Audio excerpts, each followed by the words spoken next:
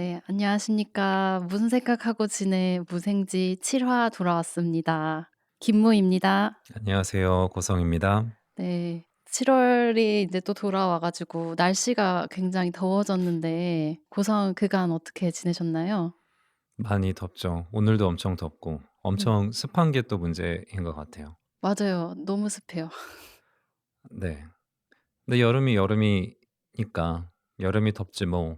네 생각하면서 지내고 있습니다. 음. 그새 별일은 없었나요? 아 그래도 쪼끔 여유가 있었던 것 같아요. 음.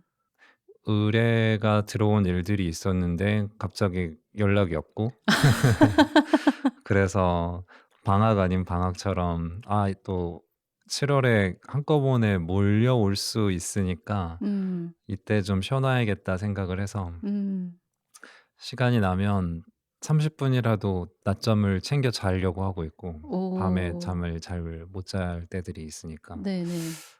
어 아 잠자리가 계속 안 좋아 가지고 막 악몽도 꾸고 요즘에 오. 그랬었더랬거든요. 네네. 그래서 좀 자는 방향을 이렇게 바꿔 봤어요. 침대 위치를 바꿔 본 거예요? 침대 위치를 바꾸고 싶지만 여러 구조상 음. 이렇게 변형할 수 있는 각이 잘 안 나와 가지고 네. 그냥 어 원래 눕던 방향에서 발과 어어 머리의 위치만 뒤집어서 네. 자 봤는데 그래도 좀 더 편하게 자게 된 것 같아요. 음. 한 일 주일 넘게 그렇게 자고 있습니다. 그럼 이제는 좀 악몽을 덜 꾸고 있어요? 네. 어. 모기와 벌레들이 생기는 이제 계절이 돌아와서 가끔씩 잘 땐 자는데 한 번 예민해지기 시작하면은 잠을 못 잘 때가 있거든요. 모기 소리나 막 몸에 물렸을 때 간지럽거나 이런 것들 때문에. 윙 하는 소리가 이제 귀에 걸리면 예. 그 소리를 듣고 깨면 어떻게 하세요? 일어나서 잡으려고 하세요? 아니면 무시하고 자려고 하세요? 저는 일단 처음에는 몇 번은 무시하고 자려고 해요. 음. 그러다가도 계속 깨면은 그때는 불 켜고 잠을 못 자니까 잡으려고 합니다. 그게 다시 올 거잖아요, 모기는. 네. 그걸 알면서도 무시를 하는 거잖아요. 맞아요. 그때 좀 임시응변으로 무시를 해요. 이불 속에 들어가서 어. 근데 제가 다시 이불 밖으로 나오겠죠? 음. 잠들다가 그럼 또 인제 소리 나서 물리고. 저는 무조건 일어나서 불 켜고 자다 깬 눈으로 부릅뜨고 벽을 막 찾고 막 이러는 타입인데 음. 진짜 피곤하고 힘든 날은 망연자실하게 '빨리 물고 가라.'라는 마음을 맞아. 가질 때도 있어요. 그러니까 소리 때문에도 깨는 거잖아요. 음. 그러니까 물려서 가려움을 내가 못 느끼고 잠만 잘 수 있으면 좋겠는데 자꾸 음음. 깨니까 그래서 저도 힘든 날은 그냥 "다 물고 가라." 이럴 때도 있는데 자꾸 깨면 결국에는 새벽에도 막 일어나 가지고 어떻게든 음. 잡고 그렇게 하는 것 같습니다. 맞아요. 제가 오늘 선물을 하나 가져왔습니다. 저에게요? 네. 어머. 우와 웬 칫솔이에요? 그 아 머리 바꾸는 칫솔이군요. 네. 제가 무인양품에서 네. 매장에서 일하는 사람들을 인터뷰를 해서 정말 그들이 추천하는 아이템이 뭔가에 대한 유튜브를 하나 봤어요. 네네. 근데 그중에 하나가 칫솔이더라고. 유인약품 칫솔이? 네. 우와. 그래서 언제 그냥 무인양품 가게 되면 나도 한번 써 봐야겠다 생각했거든요. 네. 칫솔을 이제 교체할 때도 되기도 하고. 보니까 종류들이 여러 개가 있긴 했어요. 음. 근데 일단은 칫솔모를 교체할 수 있는, 그러니까 헤드 부분을 교체할 수 있는 칫솔들이더라고요. 네네. 그리고 환경을 생각하는 디자인이죠. 브러쉬 부분이 되게 짧은데 네. 이제 얇은 게 있고 그렇게 뚱뚱한 게 있어요. 그러니까 음. 브러쉬를 이렇게 위에서 올려다 보면 약간 원형에 가깝게 넓적한 모양의 브러쉬인데 이게 써 보니까 너무 시원하고 개운한 느낌이 드는 거예요. 지금 얘기하시면서 고성의 표정에 정말 그 음. 시원하고 좋은 그게 담겨 있어요. 그리고 이제 어금니 뒤쪽을 원래 칫솔질 하기가 어려운데 맞아요. 얘는 이제 위아래로 길이가 짧아서 그 부분을 잘 닦아낼 수도 있고 대신 또 옆으로도 두툼해서 짧은 만큼 뭔가가 안 닦이는 느낌이 아니라 커버를 해 주는 게 있습니다. 우와. 네. 너무 잘 예. 쓰겠습니다. 그래서 어금니 뒤쪽이랑 이제 아래 앞니 뒷면 이런 데 치석이 잘 생기는 곳들 이런 맞아요, 데가 되게 맞아요. 개운하게 느낌이 좋더라고요. 그래서 이거를 좀 추천하고 싶기도 하고 생각이 나서 선물로 가져왔습니다. 아유 감사합니다. 음. 잘 쓰겠습니다. 근데 진짜 이게 칫솔 모를 교체할 수 있는 게 중요하더라고요. 음 칫솔이 플라스틱으로 만들어져 있고 맞아요. 다 쓰면 어쨌든 그냥 버릴 수밖에 없는 거니까 플라스틱 폐기물이 엄청 많이 나올 수밖에 없는 부분이어서 위쪽만 헤드만 갈아 줄 수 있는 게 실용적이고 환경도 아끼겠다 싶었어요. 음 저 지난번에는 제가 또 따로 알아본 적이 있었는데 그 대나무 칫솔들이 맞아요. 있더라고요. 있어요. 대나무 칫솔. 음. 근데 대나무 칫솔이라 하더라도 칫솔 모가. 모는 그거는 여전히 플라스틱인데 음음. 재료를 알아보니까 그게 나일론과더라고요. 음. 그래서 어쩔 수 없이 거기에서 미세 플라스틱이 나올 수밖에 없고 해서 음. 아니 전부 다 이렇게 어 왜 우리 이쑤시개나 이런 거 녹말로 만드는 것들 있잖아요. 네. '그런 걸로 대체할 수 없나?' 음. 싶은 의문이 좀 들기는 했어요. 오. 그게 완벽하게 다 생분해가 되는 쪽이면 이용을 하겠지만 그냥 몸뚱아리만 대나무면 뭔가 위생상 관리도 쪼끔 어려울 수도 있을 것 같고 교체 주기도 더 빠를 수도 있을 것 같고 음음음.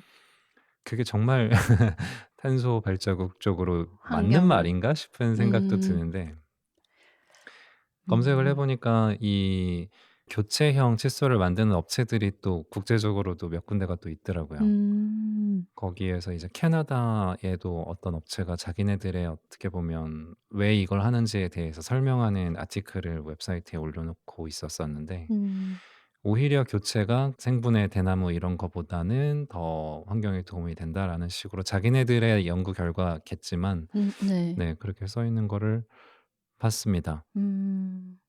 그래서 요즘에 쓸 때마다 이제 만족감을 느끼며 뭔가 일상에서 하나의 실천이 될 수 있는 음 어. 거를 하고 하는 것 같은 마음의 뿌듯함도 있고 그래서 가져왔어요. 와 너무 감사합니다. 그리고 너무 필요한 선물을 받은 느낌입니다. 네. 어. 한번 써 보고 나중에 후기를 알려주십시오. 네. 아니 저도 얼마 전에 인제 스케일링 하러 갔거든요, 치과에. 음. 치과에서 딱 방금 고성이 이야기해 준 어금니랑 어금니 뒤쪽이랑 앞니 뒤쪽에 음. 이제 칫솔을 해도 치석이 잘 모이는 그 위치 닦는 법을 열심히 설명해 주셔서 선생님께서 이 주의하면서 닦고 있었거든요. 음. 근데 이 주신 칫솔이 넓적하게 생겨 가지고 뭔가 '왠지 더 효과가 좋을 것 같다.' 음. 그런 생각도 있고. 그 모의 탄력성이 정말 적절해요, 제가 느꼈을 때는. 오. 부드러운 편이긴 한데 부드러워서 그냥 안 닦이는 느낌이 아니라 구석구석 잘 닦이는 느낌이에요, 부드러운데. 근데 저희 팟캐스트의 물건 담당인 것 같아요. 물질 예 담당입니다. 제품 담당. 네 어떻게 잘 팔리겠습니까?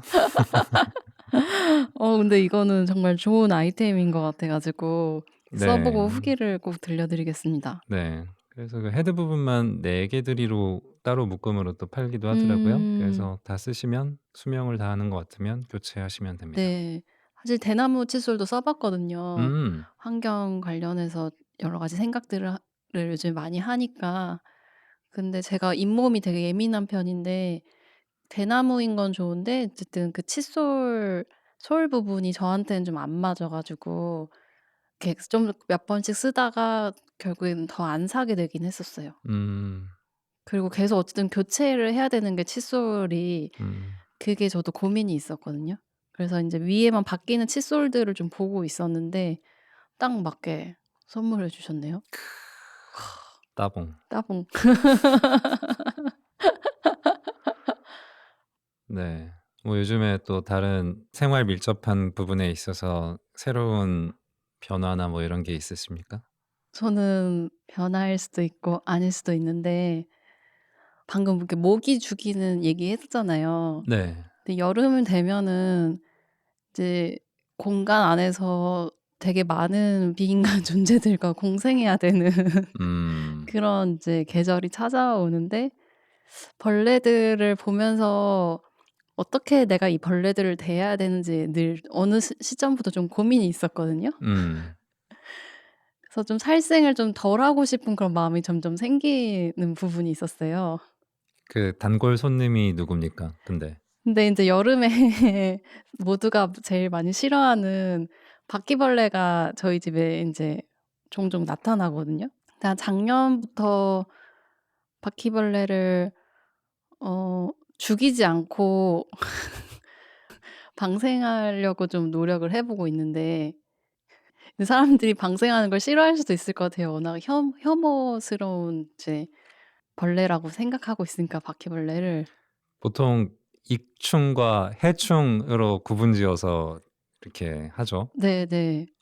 근데 인제 제가 듣기로는 바퀴벌레가 사람들이 생각하는 것만큼 그렇게 더럽지 않고 환경이 습하고 더러워 보이는 곳에서 주로 많이 발견이 되니까 어두운 곳을 좋아하니까 발견이 돼서 그렇지만 되게 청결을 중요시하는 벌레다라는 얘기를 들은 적이 있어요. 그리고 사람을 되게 어 사람을 더럽게 생각한대요, 바퀴벌레가. 음. 그런 얘기 들은 적이 있었는데 지나가듯 들었었는데 '그냥 음. 그런가 보다.' 이러고 또 인제 바퀴벌레가 나타난 거예요.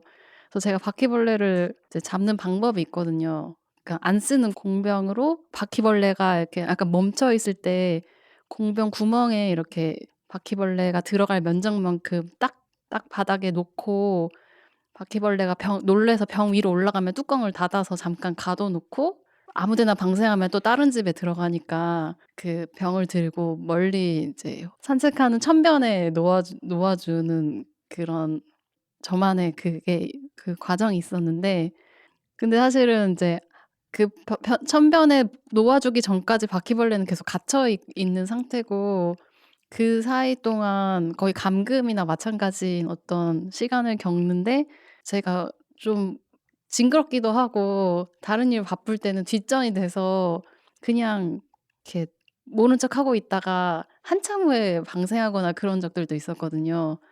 근데 그런 부분들이 좀 미안한 마음이 들어 가지고 빨리 방생을 해 보려고 이제 노력하는 실천을 요번 달에 한번 6 월에 좀 해 보기 시작했고 근데 그 근데 왜 같이 살지 않습니까? 바퀴벌레랑 네.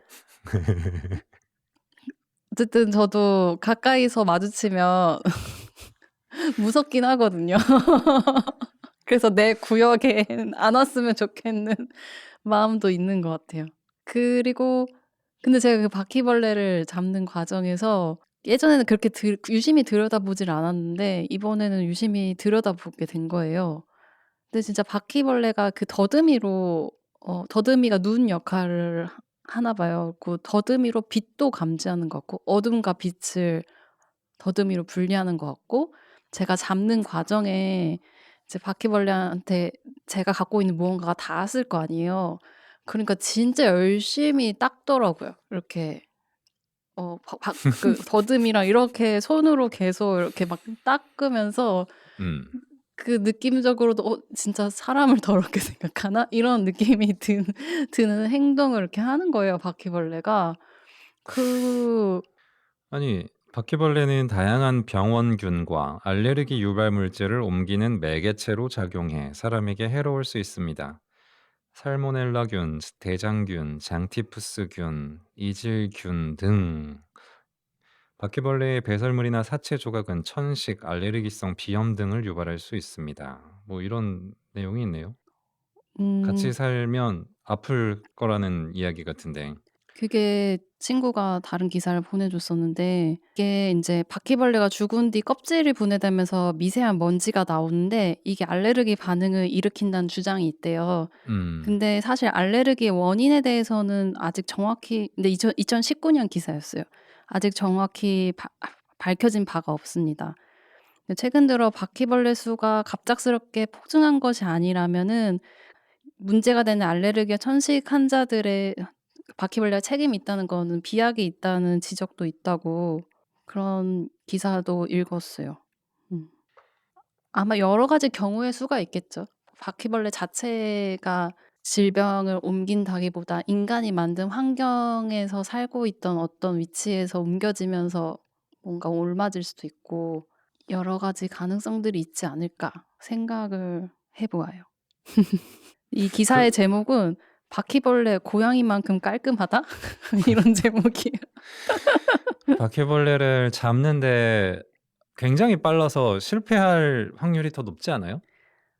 생각보다 근데 잘 잡네요 제가. 어. 굉장히 빨라요. 근데 움직일 땐 못 잡는데 인제 그 어둠 속에서 그 위장으로 멈춰 있을 때 그때 딱 잡아요.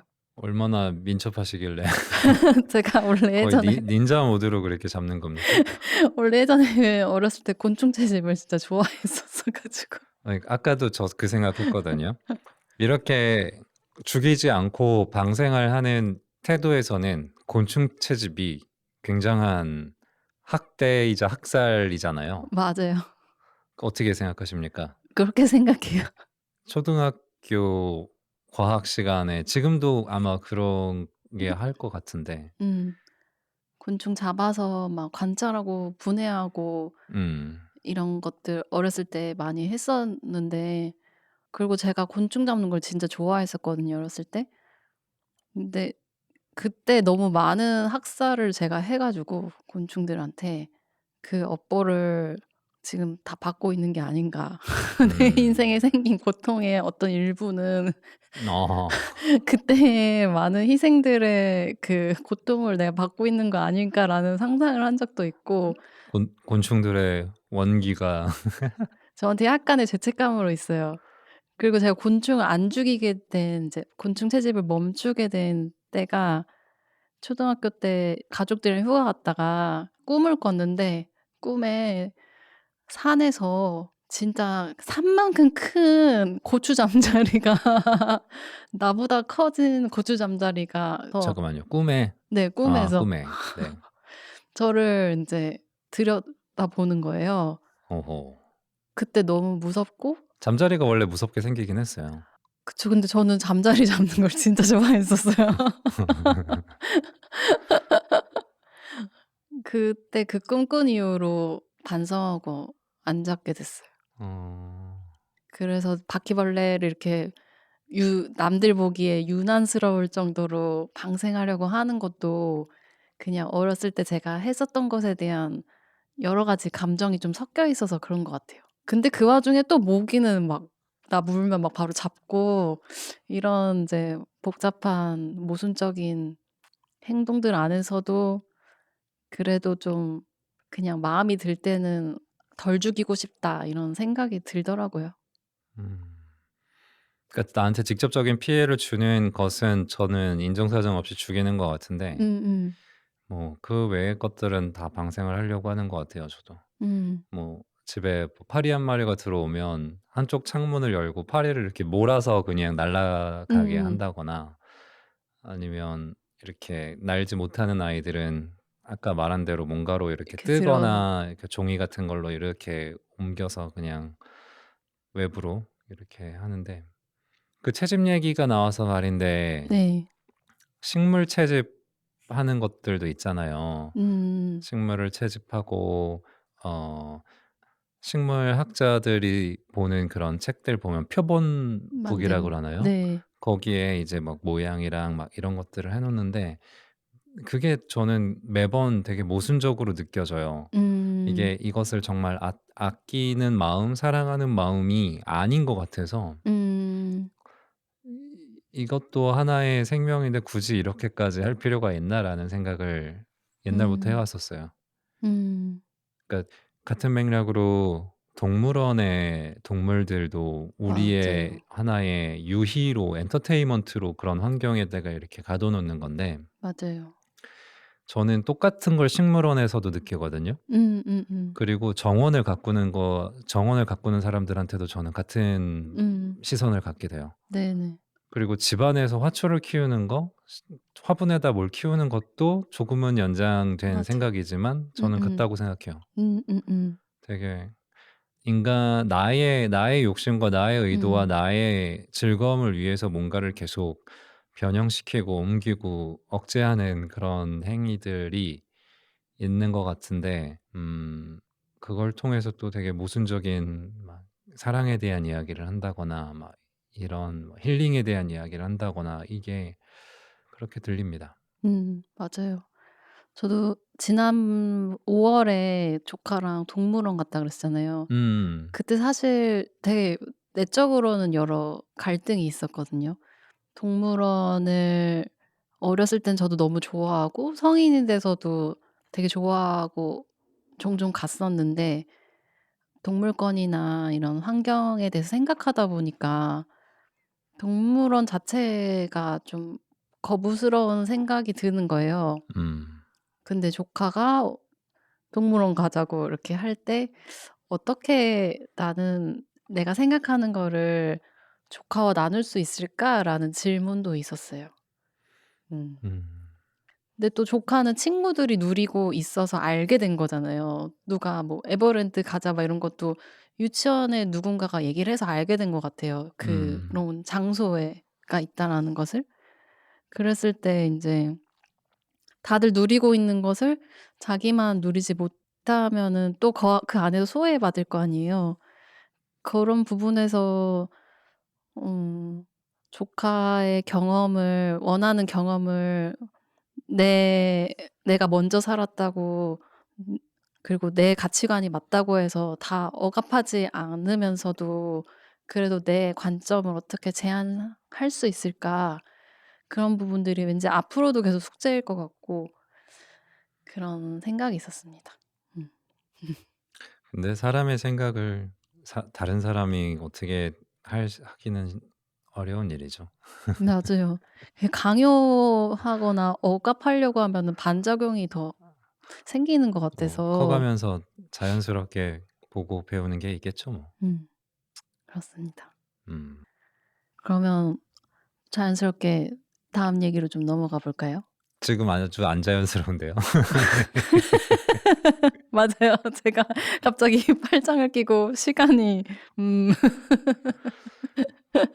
이렇게 안 자연스러운 시작을 하게 되는 이유가 또 하려는 말과도 연계가 되는 것 같아요. 음 쪼끔 더 자연스럽게 다시 쪼끔 이어가 보자면 그런데 아쉬우니까 그러니까 나와 다른 그런 생각과 경험치가 다른 상태일 때 서로 어떻게 설득하고 어떻게 대화를 나눠 가는지에 대한 고민이 제가 계속 있는 것 같아요.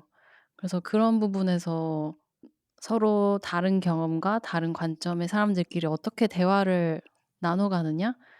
어떻게 서로를 경청할까?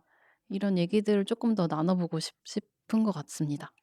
네. 그러니까 우리가 지금 7 화를 녹음을 하고 있고 6 번의 어떻게 보면 우리가 그러니까 평소에는 뭐 밥을 먹거나 차를 마시면서 편안하게 하던 이야기들을 조금은 격식과 형식을 갖추고서 이렇게 앉아서 이야기를 나눌 때의 차이가 있었던 거는 맞는 것 같고 음. 이 차이를 통해서 여러 가지 평소에 해 보지 못했던 생각들, 마음들이 들었던 것 같아요. 음. 얘기해 주시죠. 아 네. 뭔가를 잔뜩 써왔어. 아니에요. 그냥 아 저희 방송을 듣다 보면은 이제 음. 이때까지 혹시 들어 주신 청취자분들이 계시면 아시겠지만 저랑 고성과 굉장히 다른 MBTI 유형을 가진 단적으로 쉽게 말하면 그런 사람들이 대화를 나누고 있다라는 것을 눈치채신 분들이 많을 것 같아요. 그래서 저희가 인제 얘기를 이 방송을 준비하면서 서로 다른 화법이나 말하고 싶은 주제나 뭐 질문이나 이런 것들에 대한 이야기를 굉장히 많이 나누고, 또 돌아와서 편집을 할 때마다도 계속 생각을 하게 돼요. '왜 이렇게 말했을까?' 혹은 '이렇게 말할 걸.' 혹은 '이건 좀 더 들어 줄 걸.' '이런 것 좀 질문 좀 같이 더 할 걸.' 막 이런 아쉬움들이 늘 있었어요. 그래 갖고 '대화라는 것이 참 쉽지 않구나.' 이런 생각들을 좀 했었던 것 같고, 그리고 또 지난 방송에서 이제 연약함이라는 것에 대한 주제를 제가 좀 질문을 던졌었는데, 지난 방송을 들으면서 편집하면서 쪼끔 더 생각을 해 보니까 지난 방송에서 제가 연약함이 긍정적인 방향으로 갈 수 있는 가능성들에 대한 얘기를 했었거든요. 근데 인제 고성은 "연약함이 언제나 긍정적인 가능성을 갖고 있는 것은 아니다."라는 이야기를 해 주었었고, 인제 그런 인제 상황에서 "긍정적으로 연약함이 이끌어질 때는 어느 때인가?"라고 오히려 질문을 다시 해 보게 되더라고요. 그랬을 때 저는 인제 누군가가 어떤 취약한 부분이나 자기의 약점 같은 것을 꺼냈을 때 그것을 듣고 있는 상대가 어떻게 수용해 주고 어떻게 경청하며 대화를 나눠 주냐에 따라서 그의 연약함이 삐뚤어지기도 하거나, 혹은 그가 연약함을 딛고 오히려 더 많은 에너지를 내는 방향으로 갈 수 있게 되거나, 그런 일들이 생긴다고 돌아보게 됐어요. 그래서 고성이랑 서로 연약한 상태일 때 각자의 경청하는 방식이나, 혹은 누군가 내가 아직 서툰 얘기를 잘 들어 줬을 때 그 들어 줬던 이야기들을 통해서 내가 성장할 수 있었던 예시 같은 게 있었는지, 그런 것도 좀 궁금하고, 또 우리가 이 방송에서 서로의 다른 방식들 안에서 생기는 서툼들을 어떻게 받아들이고 나아가고 있는지, 그런 얘기들을 나눠 보고 싶다고 생각했습니다. 여기에서 저는 구조적인 질문이 있습니다. 네네. 예, 자 이제 여기서는 두 명의 이야기를 주고받는 사람이라는 전제가 있는 거죠. 네네. 한쪽이 연약하고 또 다른 쪽도 연약할 때, 일지. 그때 더 서로를 더 경청할 수 있다. 이 구조를 말씀하셨는데, 물론 그런 부분도 있겠지만 네. 이거를 다른 구체적인 예를 들어서 상황을 한번 머릿속으로 시뮬레이션을 해 봤거든요. 네. 그냥 랜덤한 그 누군가가 저한테 고민 상담을 한다는 생각이 먼저 났어요. 음음. 자기가 뭐 이것 때문에 너무 힘들거나 너무 서툴거나 잘 음. 모르는 부분에 있어서 나한테 고민 상담을 해 오는 상황일 때 네. 가장 그 사람한테 좋은 이야기를 해 준다. 그전에도 그 사람을 이야기를 가장 잘 들어 줄 수 있는 나의 상태는, 나의 마음은 무엇이었을까를 음. 떠올리면, 첫 번째는 '아 이 사람이 나한테 이것까지 이야기해 줄 수 있을 음. 정도로 마음을 열고 다가오는구나.'의 음음. 맥락이 더 클 것 같거든요. 네, 맞아요. 그러니까 그게 고맙고 소중한 네. 마음이지, 내가 그 사람처럼 연약하거나 서툴거나 음. 부족하거나 약간 그런 마음이기 때문에는 아닌 거지 않을까. 맞아요. 제가 중간에 얘기를 안 끊고 대답을 안 하고 있었는데, 그 두 번째 얘기했던 가정, 음. 둘 다 연약한 상태여야 그게 잘 경청이 된다로 말했던 건 아니었어요. 음.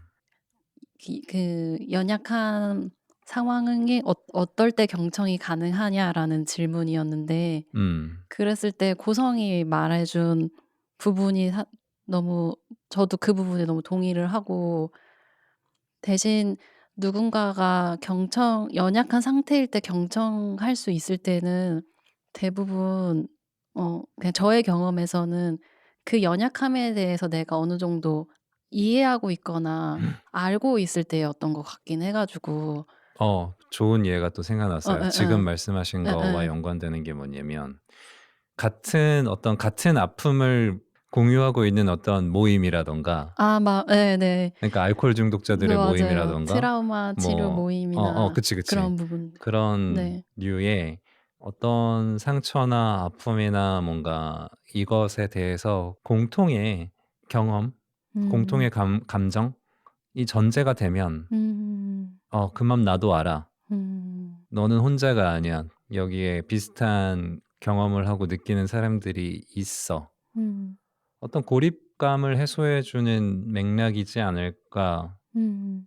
생각은 됩니다. 근데 거기에는 전제가 분명한 것 같아요. 그러니까 정말 교집합이 되는 그 공통의 뭔가가 있어야 되는 것 같아요. 음. 근데 이 사람은 이쪽으로의 알코올 중독에 연약함이 있었는데 다른 사람은 전혀 다른 음. 서로 공유할 수 없는 경험의 연약함이라면 맞아. 어떨까 음. 싶어요. 서로가 취약하게 느끼는 부분들이 다를 경우에는 음. 인제 대화를 할 때 공감대 형성하기가 힘들어지면서 서로가 서로의 얘기를 저는 못 들어주지 않을까? 그러는 경우가 좀 많은 것 같아요. 그쵸? 나도 힘들어 죽겠는데 예. 나는 전혀 모르겠는 다른 영역의 힘듦을 나한테 이야기하는 것에 대해서 그렇게 귀를 기울여 줄 체력적인 힘, 이런 마음적인 힘이 있을까?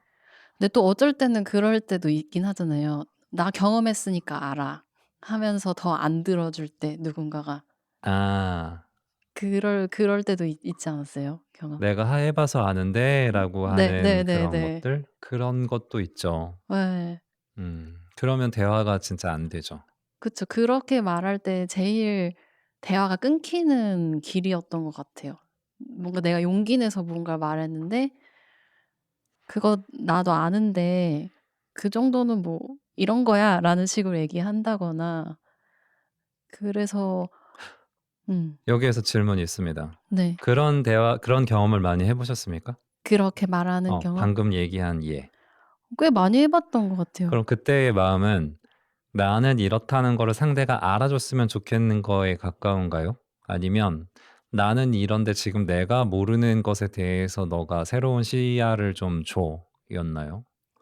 보통은 취약한 상태에서 말을 할 때에는 나의 취약함에 대한 인정을 받고 싶어서 말할 때가 많았을까 싶기도 하네요.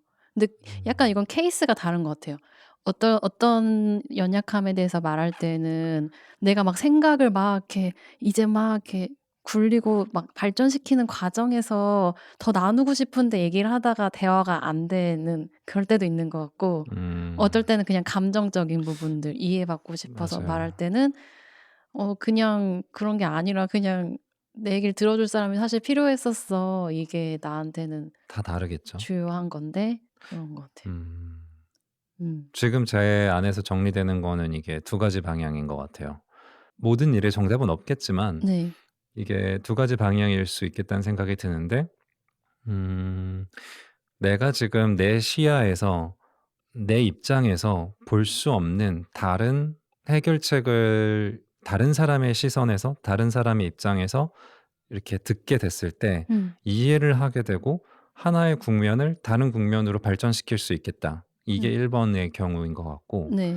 두 번째는 그러니까 그냥 위로를 받고서 음. 내가 조금 더 기분이 나아지고 정신적으로 멘탈이 쪼끔 더 잡혔을 때 나 스스로 더 나은 방향으로서 갈 수 있는 음. 부분이 있고, 그냥 단순한 위로만 받는다고 해서는 이게 전혀 해결되지 않는 부분의 문제들도 있을 거예요. 네네. 맞아요. 그런 경우에는 다른 사람의 어떤 조언, 음. 시선을 통해서 그것을 배워서 더 나은 방향으로 발전시킬 수도 있고, 음. 그 두 가지인 것 같습니다. 음. 근데 네. 저는 저의 연약함을 드러내는 대화, 뭐 쉽게는 어떤 고민 상담, 뭐 이런 것들이 누군가의 다른 시선을 듣고 싶은 때들이 더 많았던 것 같아요. 그런 말을 꺼내게 될 때 보통 음. 음. 그리고 그런 것들에 대해서 들었을 때 내 안에 감정적인 것들이 많은 해소가 이루어지는 것 같아요. 음. 근데 그럴 때 내가 원하는 어떤 답이 오지 않을 때 실망스럽기도 해요. 아, 하나의 문제에 내가 직면하고 있다라고 하고 그것에 되게 나약해졌다라고 쳤을 때 네네. 이것을 A라는 사람한테 물어봤는데 뻔한 얘기를 하고 있는 거야 그러면. 예예. 그러면 실망스럽죠. 근데 A가 막 엄청 노력하고 있어. 그거를 이해하고 찾기 위해서. 막 노력하면서 말했는데 고성이 듣기엔 이미 너무 뻔한 말이야. 그랬을 때 감정이 어때요? 힘 빠지는 것 같은데요. 어 그래도 노력한 A한테 고마운 마음은 안 들어요? 아니 그거는 인간적으로의 고마움은 있는데 아. 감사하진 않지. 아 인간적으로는 고맙지만 그 문제 자체에 접근하는 것은 실패됐으니까. 그러니까 나는 도움을 요청했는데 도움을 못 받은 거죠. 아. 좋은 사람이라는 건 알겠는데 도움이 안 돼. 그런 어. 경우들이 종종 있을 것 같은데요, 음. 사회생활 하다 보면. 맞아요, 맞아요. 근데 저도 사람은 참 좋은데 음음. 내가 필요한데 도움이 안 돼. 음. 다양하게 있는 것 같아요. 예. 그러니까 저는 같이 고민해 주는 것만으로 어느 정도 해소될 때가 있는 것 같거든요. 고민을 같이 해 준다는 같이 건 질문해 주는 그것은 다른 것에서. 시선을 주는 거죠. 네. 다른 질문을 해 준다는 거는 내가 못 본 부분을 비춰 주려고 한다는 의지입니다. 예. 근데 인제 그 질문이 나랑 같을 수도 있잖아요. 내가 한 질문 정도까지에서 벗어나지 않을 수도 있잖아요. 내가 해 봤던 질문 그리고 네네네. 그것으로 나는 이미 답을 얻은 질문들. 네네. 그렇지만 그래도 그 질문을 계속 같이 찾아봐 주려고 하고 있을 때 상대가 아, 이것을 음음. 어떻게 그러니까 이것을 더블 체킹해 주는 맥락에서 "이거 해 봤어? 음. 그때 이거 확인해 봤어?" 음음음. 이거는 괜찮아요. 음.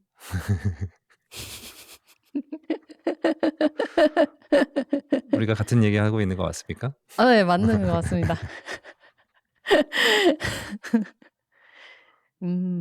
그렇군요, 그렇군요.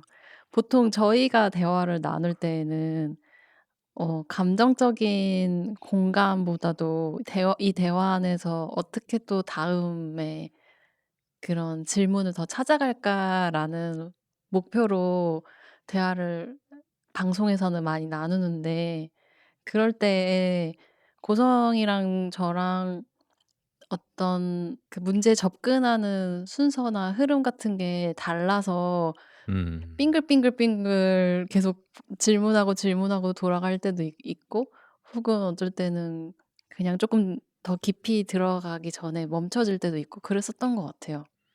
많은 것들이 덜어진 게 지금까지의 방송들이었었죠. 예예예. 근데 편집으로. 맞아요.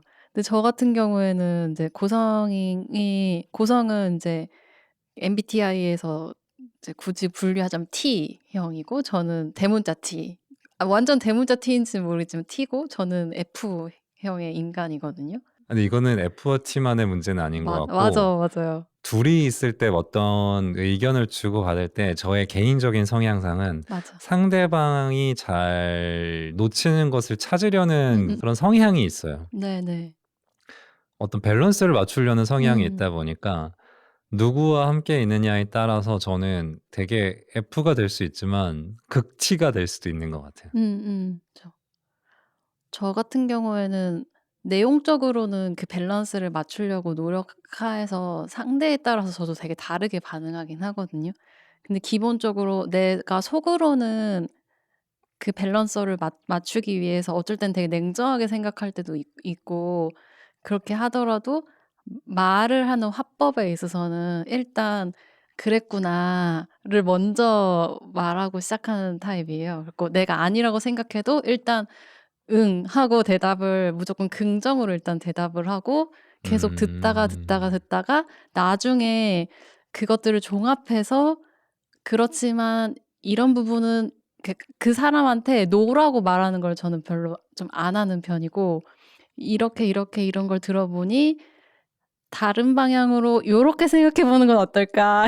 이런 식으로 말하는 편이거든요. 훌륭하십니다. 근데 고성은 뭐 나쁜 뜻이 아니라 되게 그런 부분에서 클리어하게 바로바로 제가 느끼기에는 "아니, 응." 약간 뭔가 예스와 yes or no가 머릿속에 명확하게 그 문장을 듣고 바로 이렇게 딱 서 있고 비교적 바로바로 표현하는 스타일인 거예요. 그쵸. 이야기가 진행되다 보면 되게 멀리까지 갈 수 있는데 예예. 중간중간에 여러 갈림길들이 있단 말이에요. 근데 저는 맞아요. 그 갈림길들에 대해서 이야기를 자꾸 던지게 되는 거지. 맞아요. 그래서 막 하다가 "아니 근데"라는 식으로 이제 들어가는 거죠. 예예. 근데 그게 방송 안에서 저희가 짧은 시간에 대화를 해야 되니까 방송 안에서 고성이 그렇게 대화를 던져주는 게 되게 좋다고 생각하거든요. 근데 일상에서 내가 원래 유지하던 이 화법 안에서는 뭔가 되게 다른 거예요. 그래서 그럴 때 어쩔 때는 되게 욱할 때도 있었고 편집하면서 '아니 왜 자꾸 이 사람은 아니요.'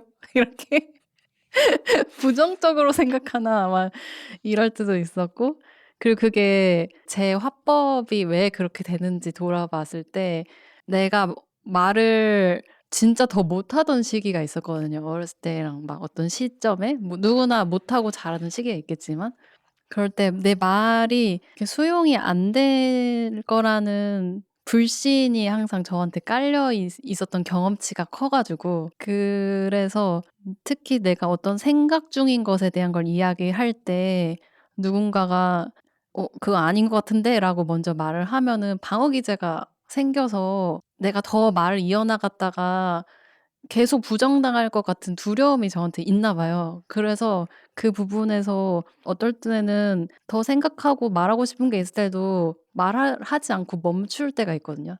제 생각을 보호하기 위해서.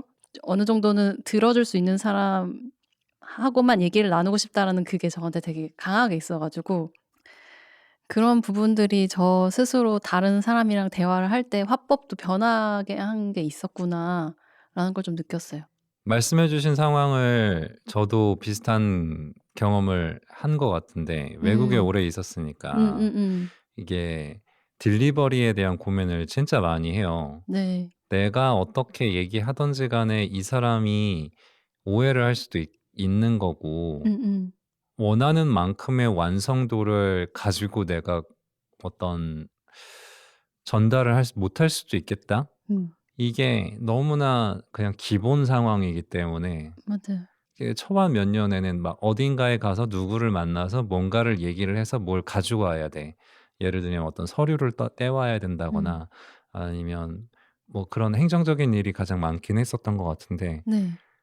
뭐 하나를 잘못하면 또 며칠이 걸릴 수도 있고 막 이런 여러 가지 일들이 있으니까 갈 때부터 막 연습을 하는 거야. 이걸 얘기하라고 그다음엔 이걸 얘기를 하고 음. 이거를 정말 똑부러지게 얘기를 해야겠다.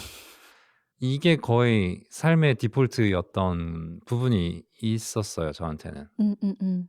다르게 얘기하면 내가 정신을 똑바로 차리지 않으면 내가 원하는 쪽으로 일이 안 풀릴 수도 있는 것들이 많았다 보니까 음. 음 저는 누군가에게 저의 생각을 똑바로 얘기를 전달하는 게 좀 중요하게 성장을 하지 않았나. 음. 근데 음. 한국에서 저는 이제 중학교 때까지만 있었는데 그때까지만 하더라도 뭔가 누구나 많은 사람들이 그렇듯 의견이 없는 아이였거든요. 어. 그러니까 뭐 누가 질문이 있냐고 하면 손 안 드는 아이였고 네. "네 생각은 어때?" 라는 질문을 받으면서 자라지 않았었기 때문에 음. 전혀 이제 '내 생각은 무엇인가? 나는 어떤 정체성을 가지고 있는가? 내가 음. 정말 원하는 거는 뭔가? 내가 바라는 거는 뭔가?'가 되게, 음. 되게 파보지 않은 영역들이었던 것 같아요. 음. 그래서 저희 방송 '무슨 생각하고 지내?'라는 제목이 나왔을까라는 생각도 드네요. 그런 사람들한테 어떤 무슨 하며 지내는지를 물어보고 들어볼 수 있으면 참 좋겠죠. 그 네네. 사람들한테도 새로운 생각할 수 있는 계기가 되니까. 어릴 때 좀 질문을 받았으면 좋았을 시점에 이런 질문을 던져주는 어 친구나 어른이나, 그러니까 교육 환경이 되어 있지는 않았었던 것 같다. 그런 생각이 들어요. 저희 둘 네. 다. 예. 네. 음. 그래서 그런 유년 시절이 있었고 그리고 이제 사춘기를 지나는 성장 과정에서는 어떻게 되든지 간에 내 생각을 정리해서 똑바로 말해야 되는 걸로 반강제적인 트레이닝이 되는 외국 생활하면서. 예 시기였던 것 같은데 그게 저희의 다른 대화법과 연관이 있을까요? 듣기에 어떠세요? 근데 저는 저 역시 저는 한국에 계속 있었지만 제 스스로 '외국인 같다.'라고 계속 느끼면서 고성이 해 왔던 그 미션처럼 내 말을 어떻게 하면 뭐 행정적인 거 하나 할 때도 '어떻게 하면은 잘 들리게 할 수 있을까?' 1 번, 2 번, 3 번, 3번 적어 놓고 뭐 전화할 때도 지금도 그럴 때 있거든요. 그래서 그런 부분들의 노력을 외국에 가서 더 하드하게 고성이 분명히 익힌 건 맞는데 비슷한 과정을 한국어 버전으로도 버전 안에서도 고충을 하면서 계속 준비를 했었던 것 같아요. 그러면 비슷한 환경에서 비슷한 경험을 했다라는 것이 있지만 전혀 다른 결과값으로 지금 우리가 마주하고 있는 거잖아요. 말하기 방식에 있어서. 어 어. 근데 그 차이는 있을 것 같아요. 이게 성급한 일반화일 것 같긴 한데 영어랑 한국어랑 되게 다르잖아요. 다르죠. 그리고 저도 영어 번역을 할 때에 막 구구절절 했던 거를 영어를 잘 몰라서 더 그렇게 번역하는 거일 수 있겠지만 번역할 때는 더 언제 어디서 무엇을 어떻게 이거를 더 명확하게 그 규칙 안에서 말을 하는 것 같아요. 그러니까 음. 더 단순한 키만 남겨진다고 느꼈었던 것 같아요, 외국어를 할 때. 글쓰기에서 확실히 그게 차이가 나는 것 같기는 해요. 음. 그러니까 에세이 같은 거를 쓸 때 한국에서는 논술을 학과 과정으로 배우나요? 고등학교 과정으로 배우나요? 논술이라고 따로 배우진 않았던 것 근데 같아요. 논술을 준비하죠. 수능에 시험을 칠 때. 논술은 예 전공마다 달랐던 것 같아요. 저는 논술 말고 음. 실기, 음. 미술대학을 준비하니까 음. 그렇게 했었어요. 그러니까 저는 그 영어를 이제 못할 때 배워가는 입장에서 에세이를 엄청 썼는데 거기에는 항상 뚜렷한 목적과 목표와 그것을 뒷받침하는 1 번, 2 번, 3 번의 이유와 이 구조가 되게 탄탄하게 있어요. 예예예예. 그게 되게 트레이닝이 많이 됐죠. 그리고 보통 두 갈씩으로 말하는 게 말을 많이 하나요? 정말 미국에서 말을 할 때? 이거는 또 이제 그 시험 보면 그 시험에 지문이 엄청 길잖아요. 다 읽을 시간이 없고 어떻게 하면 그 긴 지문의 내용을 빨리 파악하는지 이런 것들도 이제 미국 애들 사이에서도 막 그런 도는 이야기가 있는데 문단이 있으면 앞문장. 맨 첫 문장과 맨 끝 문장만 읽고 다음 문단으로 넘어가는 거예요. 아. 그게 핵심이다. 그러니까 그게 음. 그렇게 공식화될 수 있다라는 거는 언어의 그 패턴이 있다는 거죠. 음. 두 글씩 그리고 결론, 음. 문단마다. 음. 공식 같은 건 것 같아요. 음. 근데 한국어 에서는 앞은 너무나 이렇게 장황한 난해한 이런 던지는 게 있고 거의 이제 마지막에 핵심이자 결론인 것들이 많이 등장하죠. 그렇군요. 되게 재밌네요. 언어적 차이에 대해서 좀 생각해 본다는 게 좀 기 깊게 알 순 없지만 우리 대화와 이게 얼만큼 연관이 있는지는 음. 고성은 좀 이렇게 대화하면서 어떤 부분에 당황하거나 어려운 거 있었어요? 저와 이렇게 대화를 하면서? 당황한 거는 궁금해서 물어보는 질문 혹은 이것은 한번 물어보고 이 정보를 채워 넣고 가면은 좋을 것 같다는 걸 물을 때 되게 방해받는 표정을 지을 때 당황스럽죠. 아 제가 방해받는 표정을 지었었나요? 예. 죄송합니다. 방해를 받는다는 부분보다도 이런 게 큰 것 같아요. 길을 잃어가고 있는 거 오히려. 음. 원하는 대로 가지 않아서 스스로도 되게 불만족스러운 거. 어떤 상황인지 좀 알 것 같아요. 예.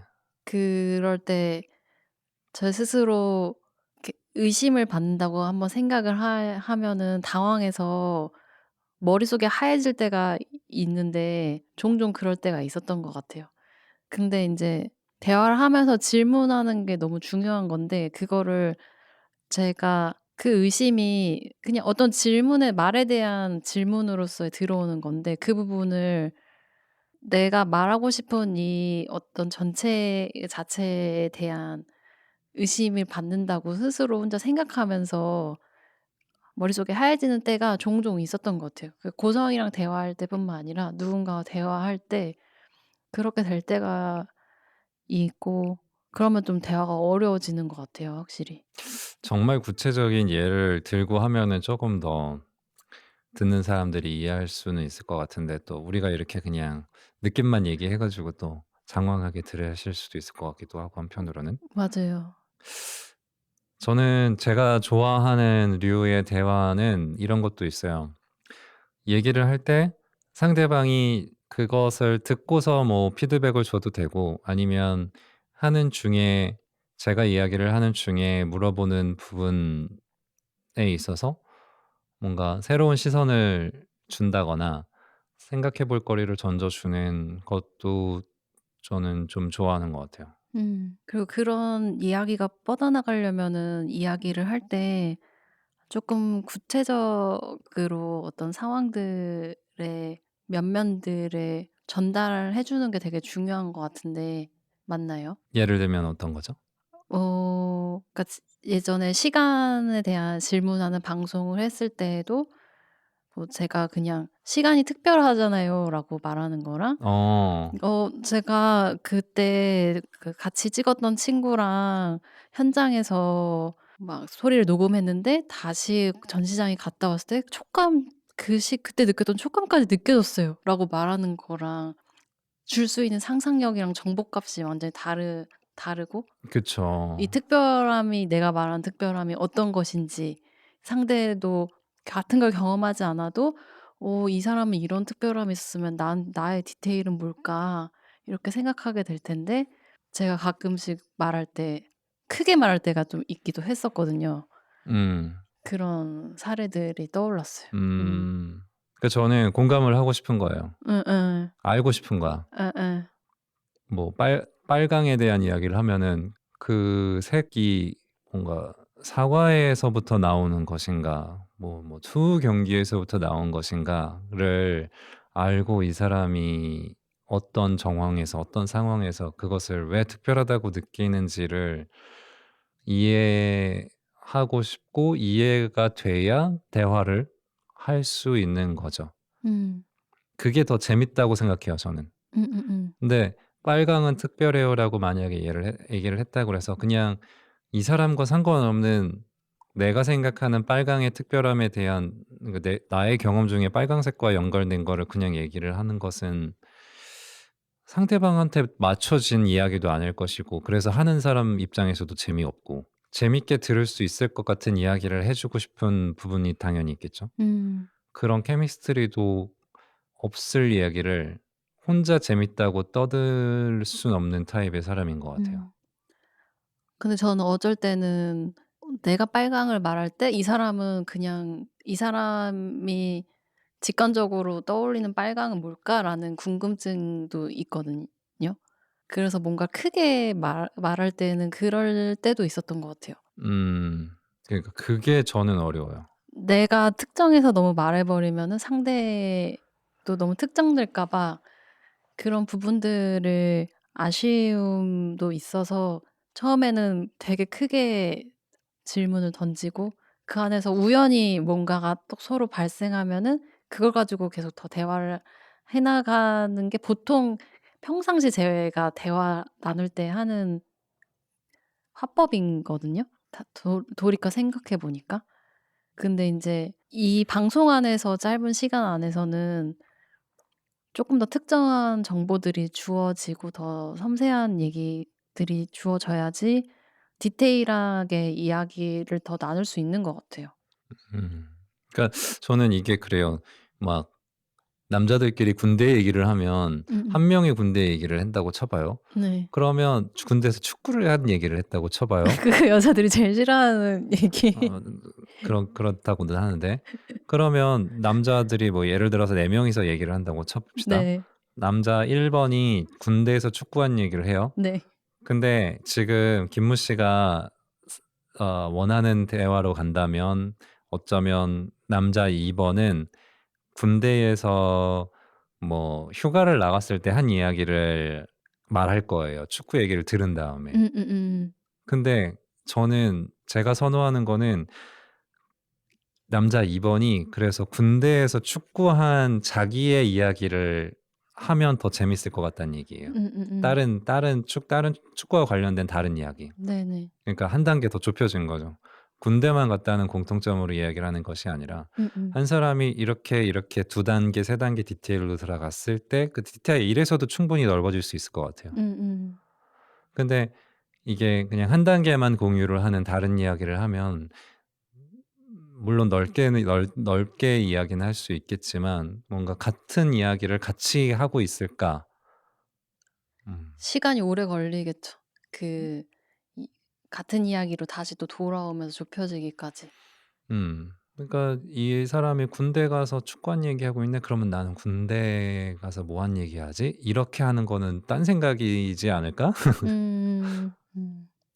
저는 좀 딴 생각으로 튀었다가 다시 돌아오는 것도 재밌어 하는 부분이 있기는 하 그 해요. 집중 안 하는 거 아닙니까 그러면 딴 생각을 한다는 건. 아 그러니까 그 이 주제를 얘기를 하는데 이 주제와 "이 주제를 듣는데 이 주제가 생각났어."라는 이 흐름에 이유가 있을 거라는 생각이 있거든요. 아 주제. 네네네.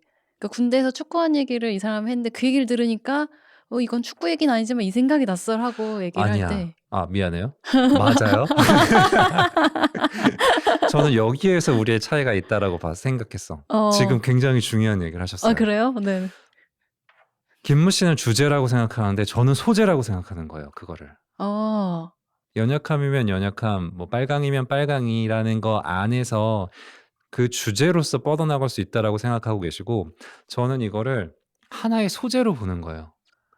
근데 저도 그러니까 제가 말한 것은 아 아닌가? 지금 거꾸로 얘기하는 반대 아니에요? 소재로 보고 뭐 그런 거예요? 네. 왜냐면은 저는 오히려 제가 소재적으로 생각하기 때문에 어떤 이야기의 그러네. 반대로 길에 얘기했어요. 예 주제가 있고 소재로 생각을 하고 계시고 저는 그걸 주제로 받아들이는 거지 않을까? 맞는 것 같아요. 근데 진짜 맞는 것 같아요. 시간에 대한 얘기할 때도 그렇고 그거 진짜 차이였던 것 같아요. 아. 신기하네. 이 부분은 재밌는 부분. 체크합시다. 네. 이게 청취자분들에게도 재미있는 포인트일지는 모르겠는데 이 차이는 방송 안에서는 정말 중요한 차이였던 것 같아요. 그래서 저는 어떤 이야기의 주제라는 것은 뭐 축구 농구공원이 아까 군인들이 인제 축구를 했다 자체가 주제라기보다는 군인들이 축구를 하면서 생긴 어떤 감정이나 어떤 무언가들이 그 안에 주제로 있을 것이고 그 얘기를 들었을 때 어떤 다른 사람은 이 얘기를 들으니까 난 휴가 간 얘기가 이 얘기를 듣고 '휴가 간 얘기가 떠올라.' 하고 휴가 간 얘기로 소재가 옮겨져도 그 다른 소재들을 거쳐서 다시 원래 나눴던 음. 주제가 음. 더 풍성해지는 무언가가 발생할 거라는 기대가 저한테 좀 있는 것 같아요. 그쵸. 그런 것 예예. 같아요. 지금 네. 정리를 해 보면 그렇게 되는 거예요. 네네네. 그럼 저는 그걸 어떻게 보고 있었던 것 같습니까? 구성은 이게 축구를 한 이 이야기 속에 주제가 있다고 생각을 하니까 이 이 이 이 군인들이 축구한 이 경험 안에서 이 경험 안에서 더 세세하게 '나는 그럼 이 디테일 안에서 이런 축구를 했어. 나는 이런 축구를 했어.' 하면서 그 안에서의 어떤 주제들 안에 다양성이 생기면서 이야기가 밀도 있어지길 바랐던 걸까요? 그럴 수도 있고요. 예. 군대 안에 그 소분류로 이제 축구에서 아직 주제를 파악하지 못한 거야. 음음음. 그래서 그 밑에 더 깊이 가야 어떤 주제에 도달할 수 있을 거라고 생각을 하는 걸 수 있어요. 아 네네네. 이해됐어요, 이해됐어요.